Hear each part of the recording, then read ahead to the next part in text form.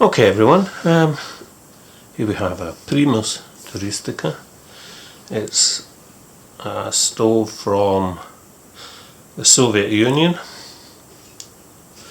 They were made outside Moscow, I believe. This one came to me unopened in the original box. Cardboard box, staples. So it's been sitting in a box for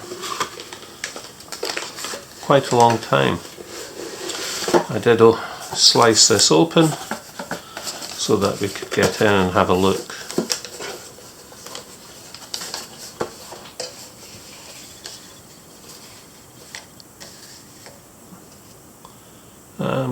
I just wanted to basically share this one with all of you.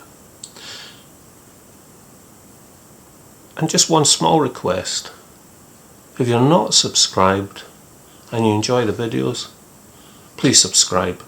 It really does help the channel. Anyway, here we have the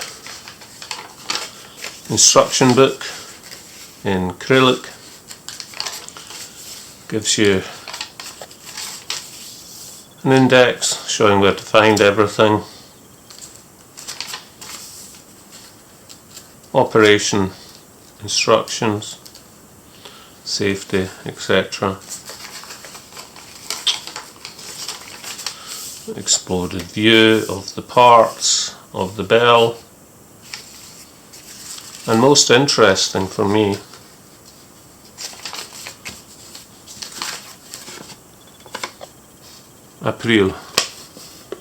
April 1993,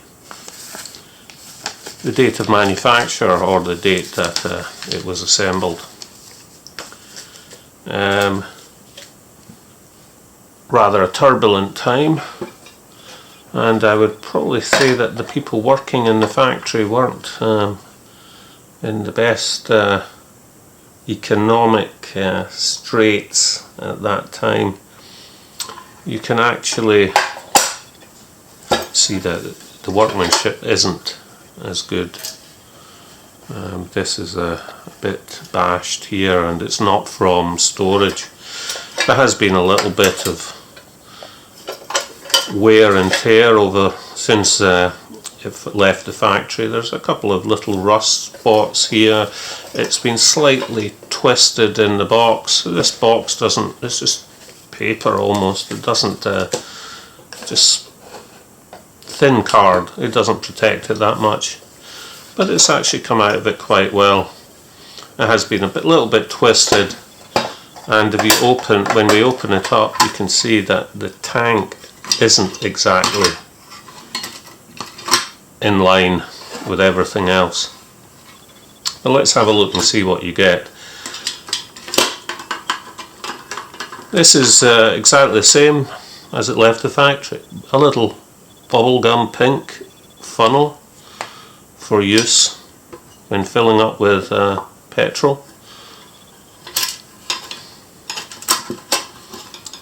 If I can just get this out. This is the control lever. It's not the best finished plastic. I could probably 3D print this a bit better, but it's part of the charm. It's a very, very tight fit. I find it quite difficult to get on with my hand, but there we have it.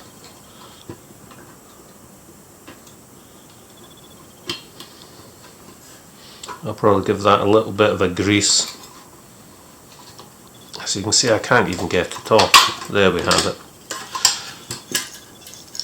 We'll just put that there. The tank and the windshield, very good condition. It is a slightly squint in the lid. Is the tool to take out the the jet, and also you can take off the stuffing box nut and get in at the valve. And there is what looks like a rubber. It feels like rubber as well. It's not graphite anyway. A seal. Is it for the stuffing box, which would be weird because usually it's a graphite, or on older stoves asbestos seal. Maybe it's for the pressure relief valve. If you know, drop me a line in the comments. It will save me from doing my own research, I suppose. This has suffered a little bit of rust. I'll clean that up, and I'll put the valve, or whatever it is, the O-ring, into a plastic bag. I do have a service kit coming from Ukraine. Nothing really seems to be that straight on this. If you are old enough to remember those times, it was a bit chaotic, and sometimes people were paid in the things that they built. A very difficult transition period for some.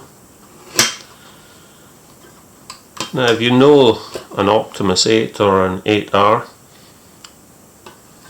this is similar but not the same. As far as I know, the parts aren't interchangeable. It's a clone, but it's not directly accurate. It's quite a tight fit to get this off as well. I'll take the windshield off first. Okay, there we see it. Sorry, not the windshield, the heat shield.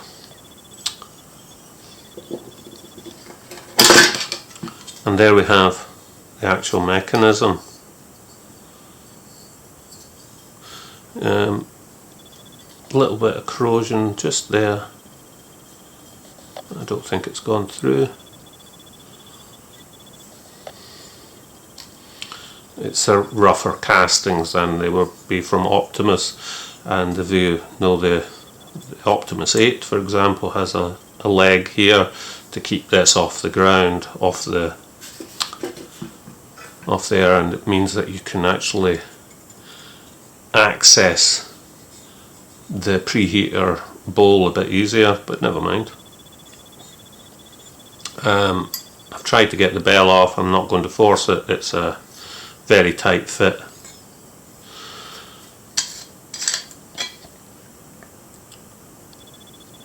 The rubber ring actually seems quite good. I've seen others in other older stoves that they crumble.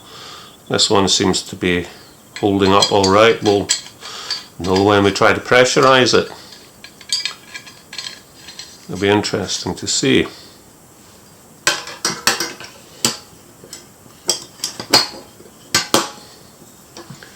And I'll just see how that fits. That's it on. We'll put on the heat shield.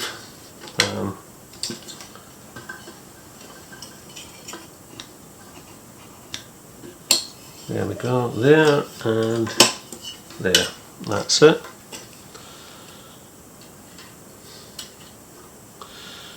Now, some people would probably want to leave this as is, but it's not even new. It's not in pristine condition. There's a gap here, there's not there, it's a bit twisted, so I will be firing this up. This will be going into a box with other parts. I won't be carrying that, and if it works, we'll give it a shot.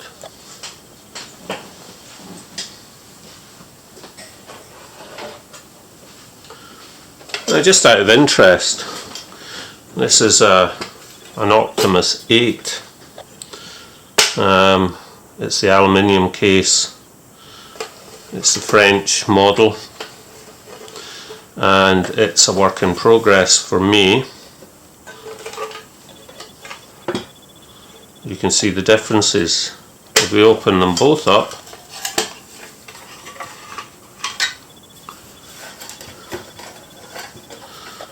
Mine is missing the catch on the front. I need to rivet a piece of metal on, a piece of spring steel, I have some, and also a holder for the tools. It was also missing the key, so I have a different key. Just out of interest, I wonder if this key also works on this. Different size.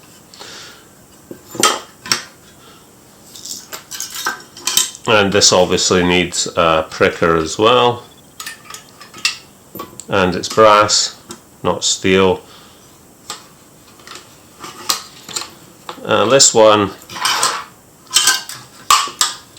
if you have a side by side, you can see this one I had to re-rivet that on, but it's straight.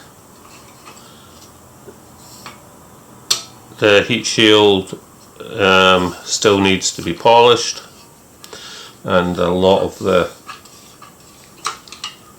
remaining crud taken off. There's been new graphite packing put in there.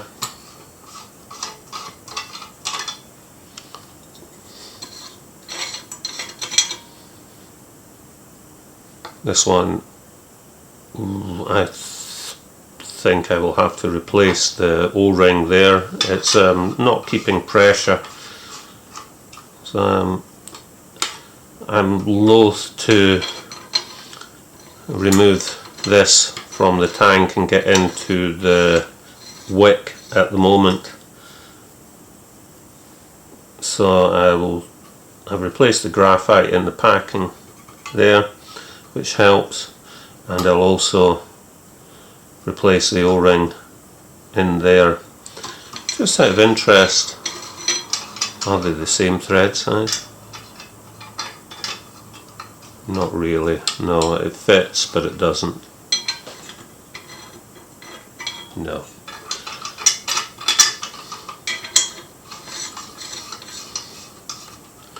This one predates 1947, that's all I know, due to the patent number that's on it. I do have another one coming which is also aluminium cased, and I'll probably make one excellent model for my collection out of the two, and then either sell this on, whichever, or keep us for spares.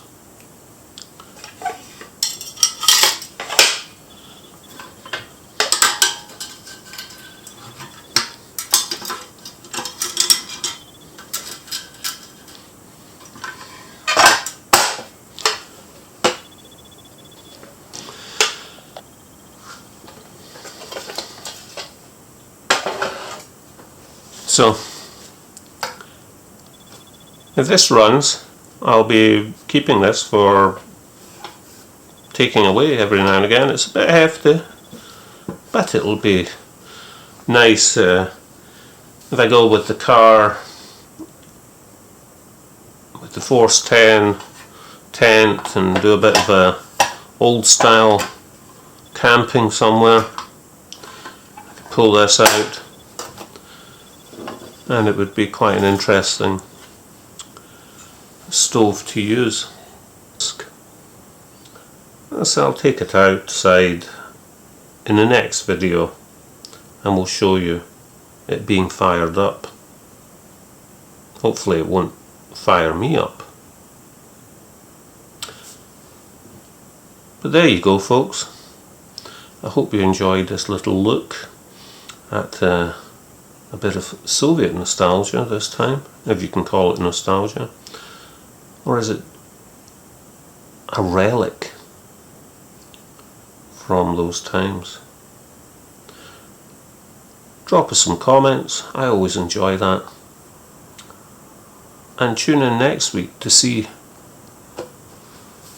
the PT1 being fired up.